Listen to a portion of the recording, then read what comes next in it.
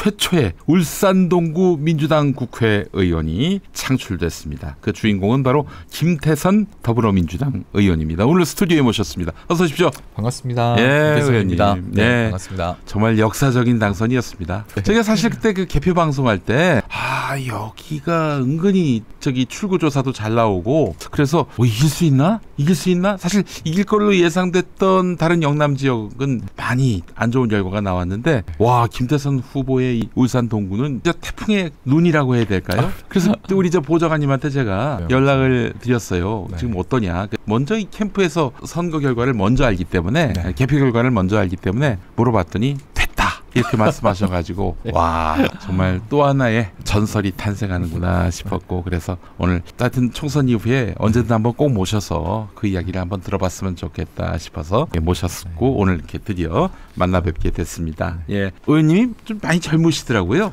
네, 저는 79년생이고요. 아이고야. 네네. 예. 지금 만으로 이제 45입니다. 아유, 그렇구나. 네. 45이 뭐 사실 너무 젊거나 그러진 않아요. 젊은 나이는 아닌데 국회 오니까 굉장히 젊더라고요. 아니, 박정희 대통령은 그 탱크 몰고 한강 인도교 건널 때 그때가 44이었어요. 45. 네. 한참 정치인으로서 큰 뜻을 펼칠 수 있을 텐데 정말 울산 동구 최초 당선이시기 때문에 정치적 무게감이 굉장히 높아지셨어요. 많은 분들에게 인사도 많이 받으셨을 것 같습니다. 굉장히 어깨가 무겁습니다, 진짜로. 이재명 대표께서 정말 고맙다고 말씀을 드렸고요. 각별한 의미가 있으니까. 네. 약간 좀 감동 같은 게 좀 있었던 것 같아요. 네. 예. 정말 저희도 감동이었고요. 아니, 근데 김태선 의원님이 어떤 분인지 모르는 분들이 훨씬 더 많을 것 같아서 어떻게 이 45세 배지를 달기까지 정치적 여정을 걸어오셨는지 좀 얘기해 주시겠습니까? 저는 이제 대학원에서 이제 논문을 쓰다가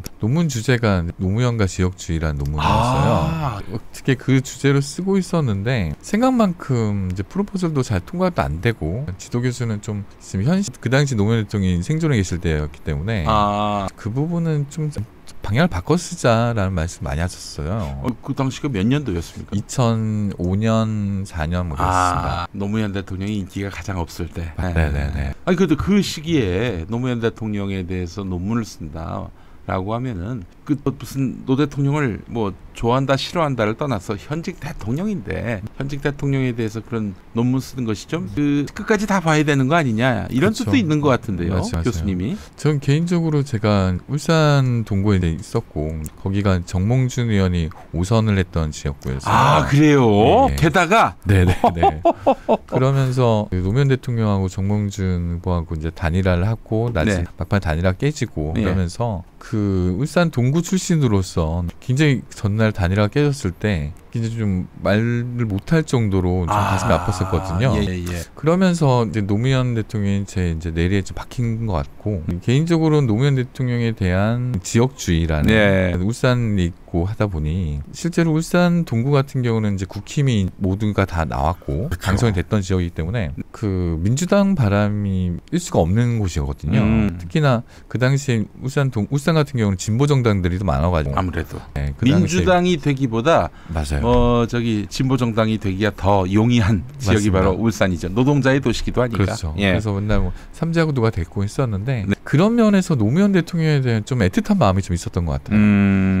그러면서 이제 논문 주제도 그렇게 좀 잡아갔었는데 결국에는 아직까지 쓰지 못한 미완의 논문으로 남았죠. 못 쓰셨어요? 근데 그런 노무현 대통령이 2009년에 이렇게 서거하셨을 때는 남다른 또 좀 슬픔이 있으셨을 것 같고. 제가 그 논문을 쓰다가 이제 열린우리당 공채 1기 공채로 당직자 사무처 당직자로 들어가게 됩니다. 그러셨어요. 네네. 6년도입니다. 그러면서 이제 현실 정치에 이제 발을 들이게 됐고. 그러면 그때 같이 열린우리당 1기로 들어가신 분 중에 우리가 알만한 분이 있나요? 아니면 다들 저 나이가 또래가 비슷해서 현실 정치로 간 분들은 없고요. 그 당직을 했던 분들은 다 있죠, 아직까지. 제 동기들은 없고. 뭐 대변인으로 뛰신다든지 그런 분들. 그러게요. 지금 동기 6명이었는데 지금 남아 있는 동기가 이제 2명밖에 없더라고요. 누구예요? 백현만 조혜민이라고 두 분이 지금 사무소 당직자에서 일을 하고 열심히 일하고 네, 열심히 하시기 바랍니다. 제가 아직 그 이름을 접해보지 못했어요. 그 김태선 의원께서 일기 당직자로서 제대로 존재감을 보여주셨네 이번에. 자, 그래 들어가셨어요. 네. 그리고 나서 정당에서 활동하면서 울산시당 사무처장도 하고 그러니까 민주당에서는 울산 출신이 저밖에 없었어요. 당직자로서는. 네. 그러면서 좀 젊은 나이에 민주당 사무처장도 하고 울산시당에서 네. 그리고 국회 정책연구위원 하다가 문재인 대통령을 만나게 됐죠. 2012년도에 문재인 대통령 후보 시절에 비서실에서 같이 근무를 했었고 그때 낙선하시고 그리고 나서 2017년도에도 비서실에서 같이 일정팀으로 같이 일을 하다가 네. 그리고 이제 청와대에 들어갔고 제가 울산 동구에 출마를 해야겠다 생각을 한 거는 2017년 대선 들어가기 전이었습니다. 울산에서 그때 삼산이었는데 울산 삼산이라는 남구에 삼산이라는 곳이 있는데 문재인 대통령 이제 연설을 한다고 저는 미리 가서 세팅을 하고 있는데 사람이 어마어마하게 모인 거예요. 울산은 그런 동네는 아니었거든요. 네네네. 보수의 안방이라고 불리던 곳이었는데 완전히 디비진 걸 봤어요. 디비졌다. 그리고 그 열광하는 시민들을 보면서 이게 울산에서도 민주당이 통할 수 있겠다라는 생각이 들었고 그때 이제 결심을 했죠. 하고 나서 청와대에 들어가서 21대 때 출마를 했었고요. 네. 낙선했고요. 그 상대 후보가 누구였어요? 김종훈 의원이라고. 민중당 맞습니다. 지금은 진보당의 김종훈 의원이라고 그분이 20대 국회의원 했었고 그리고 21대 때 이제 국힘 권명호 후보, 김종훈 진보당 김종훈 후보 저 이렇게 세 명이 나와서 어부지리로 권명호 후보가 국힘 권명호 후보가 당선됐었죠. 진보 진영이 이제 표가 갈라져가지고. 그래서 그때 엄청 제가 살면서 얻어먹을 수 있는 욕을 다 먹은 것 같아요. 너 때문에 어부지리로 국힘이 줬다라고 해서 반성한 지점도 있었고. 통상 수도권에서는 민주당과 또 진보정당 후보가 나와서 진보정당 후보가 만약 단일화했다면은 당선될 수도 있는 상황에서 그렇죠. 갈라져가지고 독자 출마를 했을 경우에는 진보정당 후보들이 욕을 바가지로 먹는데 정반대였습니다. 김태선 후보가 욕을 먹으셨구나. 자, 어쨌든 그렇게 해서 이제 21대 또 출마를 하셨고 그 두 번 도전했다 떨어지시고 세 번째 되신 거네요. 두 번째 만에 된 거고요. 20대에 김종훈 의원이 나오셨고 그렇죠. 21대와 22대에 우리 김태선 의원이 도전하셨던 것이고. 그렇군요. 그 울산 동구에 뭐가 있습니까? 울산 동구는 뭐 정치적으로는 아까 말씀드린 삼자구도. 지금도 진보당 김종훈 의원이 구청장으로 들어가 계세요. 지금은 구청장으로 들어가 계시고. 그래서 오히려 지금 건축한 인물이 없는 상태여서 또다시 삼자구도가 돼서 또다시 또 어부질이 되지 않겠냐라는 그런 게 굉장히 많았었어요. 그러니까 노동당 후보가 전국에 딱 한 군데 나왔는데 노동당 후보가 울산 동구에 나왔었거든요. 이번에. 어이고. 그러면서 또 어렵지 않겠나 했는데 그 민주당하고 진보당하고 선거 연합을 했었잖아요. 그러면서 진보당 쪽에서 많이 좀 도와주고 하면서 그런 영향과 플러스해서 그렇죠. 정말 어렵게 568표 차이로 이겼습니다. 568표 차로. 근데 정치를 잘하시면 다음엔 점점 표차가 벌어져서 선삼선 되시겠지요. 그때 제가 출구에서 나오고 한 11시쯤에 전화를 하셨다고 들었었는데 그때 상황이 어떻게 됐었냐면 저희도 이제 개표 참관인들이 거의 현장에 가 있잖아요. 글쎄요. 그때 뒤집어졌다라는 얘기는 처음 들었어요. 그때쯤이었습니다. 근데 실제 TV에서 나오는 거는 많이 늦어요. 굉장히 많이 좀 뒤지고 있는 상황이어서 뒤집어졌다는 얘기를 하는데 이게 딱 믿기지가 않는 거예요. 그래서 아마 저 같이 그 상황실장이 다들 멘붕 상태여가지고 아마 전화 통화 연결이 안 됐던 것 같습니다. 그러니까 뒤집어질 시점에 김용민이가 연락을 했군요. 맞아요. 딱 그때쯤입니다. 용합니다. 제가 굉장히 용해요. 저희 사무실인데 정말 놀랐어요. 데이터를 쭉 보다가 요거 뭔가 이게 사고 터질 것 같은데 싶어서 연락을 드렸는데 아니나 다를까 사고가 터졌고 너무 잘 됐습니다. 근데 말이죠. 영남에서 우리 김태선 후보님은 뭐 참 어렵지만 어쨌든 당선되셨단 말이에요. 근데 다른데 특히 부산이나 이런 데서는 뭔가 기대를 많이 했는데 또 경남 특히 동부 경남 지역은 또 노무현 전 대통령의 고향이기도 하고 또 문재인 대통령 사저하고도 가까워서 뭔가 이번에 낙동강에서 바람이 좀 일어나지 않을까 하는 그런 기대가 있었단 말이죠. 왜 이렇게 어려웠습니까? 지난 총선 때. 이게 작용에는 항상 반작용이 있던 것 같습니다. 저 역시도 처음에는 선거 4개월 전에는 한 10% 정도 차이까지 나면서 앞서가고 있었는데 네. 이게 줄어드는 게 눈에 보일 정도로 줄어들었거든요. 그 앞서갔다가 많이 앞서갔다가 여러 가지 이유가 있겠죠. 김태선 후보의 어떤 인물 경쟁력도 있겠지만은 기본적으로 이번 전체 선거 판도의 핵심적인 어떤 변수였던 윤석열 심판론. 맞습니다. 예. 그 부분이 가장 큰 바람이었는데 그 바람이 좀 잦아들고 실제로 민주당이 과반 이상 하겠다, 200석까지 바라보겠다라는 그 바람이 영남에서는 아직까지 그러면 우리라도 국힘을 지켜야 된다라는 아니 국힘 지켜서 뭐가 좋아지는데요? 그러니까요. 그게 저는 아직까지 남아있는 지역주의라 보거든요. 아직까지 그게 저는 남아있다고 봐요. 이제 제가 예전에 한 2004년에 한번 영남을 쭉 한번 돌아다녀 봤거든요. 네. 진주 갔더니 우리당더라고 그래서 열린우리당을 말씀하시나? 우리당을 너무 좋게 얘기하시는 거야. 우리당이면 열린우리당?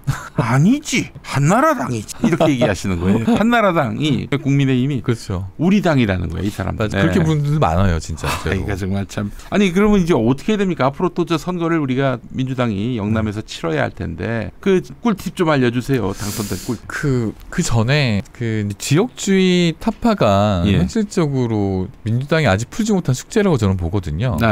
DJ의 동진 정책도 있었고 그리고 노무현 대통령의 지역주의 타파도 있었고. 네. 그러면 지금 이재명 대표께서는 지금 전국 정당화를 위한 노력을 물밑에 사고 계신 걸로 알고 있습니다. 예. 제가 이재명 대표 좀 감동을 받았던 몇 가지가 있는데 처음에 이제 당선이 되고 당선자 총회가 있었거든요. 아시겠지만 그때 국회의장 후보 선출, 그때 국회의장 선출 관련해서 서울에서 당선자 총회가 있었는데 그때 이재명 대표께서 그런 말씀하셨어요. 모두 발언에. 출구조사가 나오고 민주당이 압승했다는 얘기가 나오는데 본인이 마냥 웃을 수만은 없었다. 표정이 어두웠던 이유가 민주당의 후보로서 영남에서 고분분투했던 분들이 떠올라서 그냥 마냥 기뻐할 수는 없었다라는 말씀을 하시더라고요. 그래서 그 이재명 대표께서도 아마 전국 정당화를 어떻게 이룰 것인가에 대한 고민이 많다고 봐요. 그래서 그 부분을 저한테도 그런 미션을 좀 주셨고 아마 그 부분을 어떻게 해 나갈지 조만간 좀 가시적인 계획이 나오지 않을까 기대를 하고 있습니다. 이재명 대표도 경북 안동 출신이고 맞습니다. 그래서 무엇보다도 영남권에서 먹히는 민주당이 되는 걸 염원하는 그런 입장인데 김태선 의원님은 어떻게 그 지역 유권자들에게 그 국민의힘을 우리당으로 여기는 비유권자들을 감동시키셨어요? 그 사전에 아까 말씀드린 울산 동구 같은 경우는 그 표밭이 진보 개혁 세력의 힘을 합치면 5.5대 4.5로 이길 수 있는 지역이거든요. 그러니까 영남 TK하고는 비교할 수 없을 정도로 다시 나쁘진 않은 곳이에요. 다만 민주당이 여태까지 후보가 걸쭉한 후보나 민주당이 걸쭉한 후보가 없었다는 것보다는 진보당이 걸쭉한 후보들이 많았다는 거죠. 그러면서 계속 밀리고 했었거든요. 제가 이번에 당선된 거는 윤석열 대통령이 가장 많이 도와주신 거고 그리고 이재명 대표가 도와주신 것도 당연히 있고 그리고 제 개인적으로는 좀 진정성이었던 것 같아요. 제가 선거 한 1년 반 정도부터 2023년 1월부터 피켓 인사를 시작했거든요. 아침 6시부터 8시까지 하는데 그 현대중공업이 6개 문이 있습니다. 그래서 거기를 돌아가면서 주말 빼고 하루도 안 쉰 것 같아요. 자, 1년 반 동안 하면서 비가 오나 눈이 오나 비가 오면 꿈도 하고 그러면서 비 쓰고 비 맞고 막 이런 모습 속에서 쟤는 왜 저러고 있나 처음엔 그렇게 생각하시던 분들이 시간이 3개월, 6개월 지나면서 꽤 하네? 그러면서 10개월 지나가니까 악수를 하시더라고요. 그때서부터 이제 마음의 문을 열기 시작했다. 그게 보이더라고요. 그러면서 현대중공업이 3만 명의 노동자가 있는데 한 1년 되니까 이제 눈에 익은 분들이 이제 보이더라고요. 저 스스로도. 그래서 이제 눈인사도 하게 되고 좀 제가 피켓을 내용을 여러 가지 바꿔가면서 했거든요. 최근에 노란봉투법도 그 당시에 계속 들고 있었던 이번에 부분이고요. 첫 번째로 발의하셨죠. 발의했었죠. 약속을 꼭 지켜야 됐고 동구에서는 가장 큰 현안 중에 하나이기 때문에 그래서 그 하청 노동자 처우 개선 문제 그리고 비정규직의 정규직화 문제, 임금 현실화 문제 이런 부분 피켓을 계속 바꿔가며 들고 있었는데 그 부분이 아마 울산 동구의 노동자분들이나 다 노동을 했던 분들이 굉장히 많이 계시거든요. 그분들한테 좀 다가가지 않았나 그렇게 좀 보고 있습니다. 네, 알겠습니다. 자, 여기 사진에 나오시는 분 우리 김 의원님이시고 우측에 계신 분은 우리 배우자. 아, 그러시구나. 네네. 좌측에 계신 분은 아버지시고. 저희 아버지시고. 아이고, 내가 한 번에 맞췄네. 한 번에 맞췄어. 맞습니다. 아버지를 일컬어서 노동자라고 맞아요. 하셨고 우리 김 의원님은 스스로를 노동자의 아들이라고 말씀하셨습니다. 맞아요. 아버지께서 어떤 노동을 하셨어요? 저희 아버지는 그 현대중공업에서 노동자로 취업하시면서 네. 원래 고향은 충청도 분이세요. 그러면서 미리 울산에 내려가셔가지고 자리를 잡으시고 저도 이제 만 1살 돌잔치를 울산에서 했었거든요. 어머니하고 이제 같이. 김 의원님은 충청도에 계셨다가 예. 네. 아버지께서 터를 잡으신 다음 부르셨고 그렇죠. 예. 네. 그래서 내려가가지고 아버지가 굉장히 현대중공업을 자랑스러워하셨습니다. 오. 왜냐하면 그 당시에는 그 현대중공업이 다 정규직이고 그리고 어려웠지만 뭐 동지애 뭐 이런 것도 강했고 예를 들면 저희 아버지 후배들 뭐 제가 삼촌이라 부르는 분들은 작업복을 입고 선을 보러 가셨어요. 이게 깨끗한 작업복이죠. 그렇죠. 내가 현대중공업 다닌다, 예. 대기업 다닌다. 예. 라는 이제 그런 그 프라이드가 있었던 곳이 현대중공업이었거든요. 근데 지금은 그런 게 다 없어져가지고 개인적으로 좀 아쉽긴 하지만 저희 아버지가 32년 현대중공업 노동자를 하시면서 위암 수술도 하시고 위암 수술을 하셨는데 3일 만에 또 출근을 하시게 되고. 아이고, 그러셨구나. 그런 좀 어려움이 있었는데 예. 그 덕에 저도 서울로 대학도 가고 대학원도 다니고 그 아버지 어머니가 엄청 고생하셨죠. 이게 저희 어머니도 같이 있어야 되는데 어머니는 진다 생각하시고 집에서 계속 울고 계셨다고 하더라고요. 아이고 세상에. 그래서 이제 당신 됐다고 이제 전화를 드리고 했는데 계속 울고 계셔가지고 오셔서. 아, 그렇지. 결국 이기니까 어떻게 나오셨어요, 어머니? 저희 어머니가 선거 때 시장에서 한 3-4시간을 네. 매일 3-4시간씩 아이고, 선거운동 하셨구나. 영화를 계속 나눠주고 계셨거든요. 예. 저희 아버지는 또 같이 계속 하시고 제 집사람도 저하고 동선 달리하면서 저희 4명의 식구들이 다 진짜 정치가 가족들을 힘들게 한다는 걸 진짜 느꼈던 부분이라 저한테 진짜 고마운 분들이고 제 집사람이 전라도 광주 출신이에요. 아, 그래요? 울산은 가고 저도 없는데 지금 울산에서 지금 터를 잡고 저희 2딸과 함께 지금 지내고 있습니다. 그동안에 이제 뭐 낙선도 하셨고 여러 선거운동 과정에서 어려움도 있으셨지만 이렇게 또 짜릿하게 승리의 순간이 그 모든 걸 다 보상해 주는 거 아니겠습니까? 맞습니다. 아, 그래요. 어머니가 이렇게 우시다가 이겼다라는 소식에 또 활짝 웃으셨을 텐데 그럼요. 제가 다 기분이 상쾌해집니다. 예, 어머니 너무 축하드리고.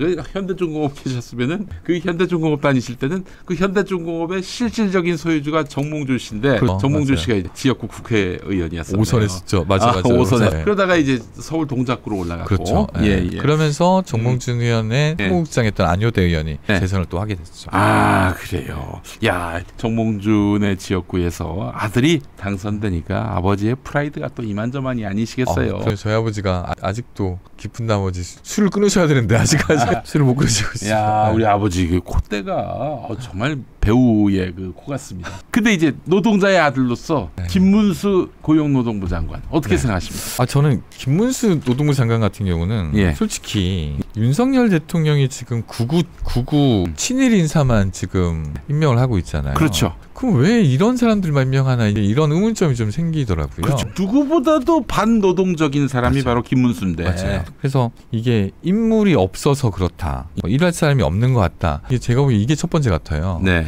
그러니까 B급 지도자 밑에는 A급이 절대 안 옵니다. B급 이하만 옵니다. B급 지도자 입장에서는 A 참모를 쓸 수가 없거든요. 왜냐하면 자기의 과오가 이제 탄로날 수도 있고 문제가 생길 수 있기 때문에 절대 안 씁니다. 저는 그래서 B급만 찾다 보니 이런 인물이고 또 한 가지 저는 국민과 한판 전쟁을 벌이겠다라고 생각을 한 것 같아요. 네. 일을 잘하고 못하고의 안중에도 없고 이번 판을 국회에서 더불어민주당을 어떻게 제압할 수 있나라고만 생각을 해서 김문수라는 그 후보자를 지명한 것 같은데 잘 아시겠지만 김문수 후보자는 그 이번 인사 참사의 끝판왕이죠. 진짜. 그렇죠. 예. 네, 종합선거센터입니다. 진짜. 모든 게 다 있어요. 모든 게 다 있습니다. 막말부터 시작해서. 친일. 그러니까 김문수 후보자는 식민사관론을 갖고 계시잖아요. 실제로 식민지가 안 됐으면 대한민국이 있었겠냐까지 얘기를 하시고 그 뉴라이트가 처음 만들어진 창립 기념식 때 제가 알기로 본인이 도지사 시절이었는데도 경기도 거기 가서 그 뉴라이트 이런 분들이 대한민국에 나온 게 좀 고맙다라고까지 하신 이렇게까지 얘기를 하셨던 분으로 알고 있거든요. 예. 거기에다가 이제 극우 인사죠. 문재인 대통령을 김일성주의자다, 윤건영을 종북주의자다, 이렇게 얘기까지 하고 예. 윤석열 당시 검사총장을 뻘갱이라고 그러시죠. 그 뻘갱이 밑에서 지금 저 장관이 되려고 하는 거예요. 맞아요. 박근혜 구속시킨 뻘갱이라고 그러면서 그랬던 극우 인사죠. 예. 그리고 이게 고용노동부 장관인데 예. 반노조의 진짜 선봉장에 계신데 예. 그 저희가 지금 노란봉투법 계속 얘기했던 게 손배소 문제잖아요. 네. 그 불법 파업에는 손배소가 특효약이다라는 얘기를 하시고 그 한 사람이 일생 동안 갚을 수 없을 정도의 그럼요. 그런 엄청난 배상액을 때려 맞는 거. 이 부진적 연대라고 그 모든 사람들에게 각각의 똑같은 금액을 다 몇십억씩 이게 진짜 사법과 미친 거예요. 아니 벌금도 감당할 수 있을 수준까지 그 최대액으로 주는 건 이해가 되는데 감당할 수가 있어야 되는데 아니 한 사람 뭐 퇴직금까지 다 합해도 갚을 수 없는 것들을 그냥 요구한다는 것 자체가 이거는 그야말로 반노동이죠. 이걸 가지고 노동자들 회유하기 위한 방법으로 쓰고 있죠. 그러니까 이걸 풀어줄 테니까 지금 실제로 손배압이 걸리면 통장에 가압류가 됩니다. 그래서 생활비 쓸 돈이 정말 채소밖에 안 남아요. 결국 다른 사람 명의로 해서 문거래를 한다든지 해야죠. 네. 또 신용 정지가 되기 때문에 금융 거래도 못하는 상황이 되겠죠. 그렇죠. 가족들이 당장 고통받게 되고 그러다 보니까 나 때문에 우리 가족들이 이게 힘들구나라는 생각 때문에 정말 자살까지 생각하시는 분들이 그래서 노력하시는 분들이 좀 진짜 많죠. 이런 걸 관련해서도 불법합 손배소가 뭐 특효약이다 얘기를 하신 분이 이런 분을 어떻게 고용노동 장관으로 지명할 수 있는지. 또 얼마 전에는 광주에 글로벌 모터스 가가지고 노조가 없다고 하니 이게 축복이다, 이게 임금이 4천만 원 이하기 때문에 이런 곳이 없대, 천국이다, 뭐 이렇게 얘기하시는 분을 정신 나간 인간이에요. 본인 자신이 저기 도로코에서 노조위원장을 했던 사람이 말이야. 그러면 내가 과거에 그 잘못된 길을 걸어왔다 이런 식으로 해야 되는 거 아니에요? 맞아요. 이런 인사를 보내니 참. 거기다 윤석열 대통령이 그 인사청문 요청안을 국회에 보내면서 김문수 후보가 고용노동 부분에서 활발하고 적극적으로 의정활동을 해왔다라고 이렇게 인사 요청안에 들어와 있어요. 근데 저희 의원실에서 확인한 거를 보면 15대, 16대, 17대 국회의원 하면서 단 한 건도 고용노동 관련돼서 대표 발의한 게 없습니다. 이 당시에 뭐에 집중하셨냐면 그 북한 인권 인권과 관련된 이념과 이런 사상 관련된 법안이 대다수였고 노동 관련된 법안은 아예 0건이었습니다. 이런 분을 지금 장관 후보자로 지명한 우리 거죠. 그 김태선 의원님은 지금 상임위원회가 어디예요? 저 환경노동위입니다. 아이고, 그러면 이제 인사청문회 하셔야겠네요. 네, 월요일에 인사청문회시죠. 월요일이군요. 네네. 어떻게 나오실 생각이세요? 저희는 인사청문회도 좀 아깝다는 생각이에요. 그렇지. 이 회의 자체가, 청문회 자체가 아니 후보자로 지명된 과분하다. 것도 말도 안 되는데 인사청문회를 거부하자라는 의견이 대두할 수 있었고, 하지만 이 거부하는 게 이게 국민들이 보기에는 또 정쟁으로 흘 거고 김문수만 좋아할 일이지 사실. 그러니까요. 그래서 합의를 이루고 하는데 이 부분도 참 답답한 심정이에요, 솔직히. 이런 분을 상대로 청문회를 한다는 것 자체가 좀 자괴감이 듭니다, 지금. 일단 이런 방법도 있지 않을까요? 뭐 어차피 청문회에서 뭐 민주당이 다수겠지만은 뭐 이 사람 부적격이다라고 판단을 한들 윤석열이 뭐 그걸 받아들이겠어요? 맞아요. 바로 임명하겠죠. 임명해서 조금이라도 삐끗하면 바로 탄핵으로 모시는 그런 방법도 좀 분명히 일러주시고 그 경고를 하실 필요가 있어요. 그 인간은 뭐 사실 그래도 월급은 나온다면서 좋아할 수는 있겠지만은 그 일생불명예가 되거든요. 탄핵. 명심하겠습니다. 진짜. 탄핵 뭐 많이 안 걸릴 것 같아요. 한 며칠 지나면은 바로 알겠습니다. 자, 김문수 이야기까지 해봤습니다. 잠시 광고하고 우리 또 다음 이야기 이어가도록 하겠습니다.